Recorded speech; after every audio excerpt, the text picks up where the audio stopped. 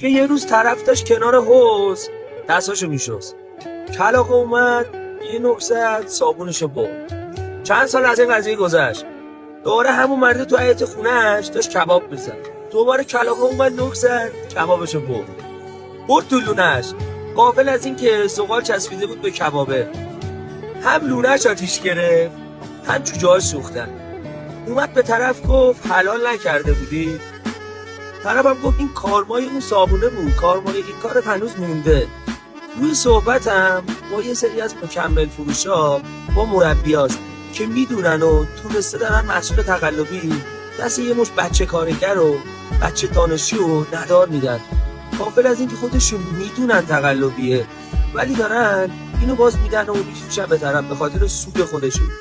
حالا کارمای این کارو کی کجای زندگیمون بخوایم پس بدیم خدا میدونه.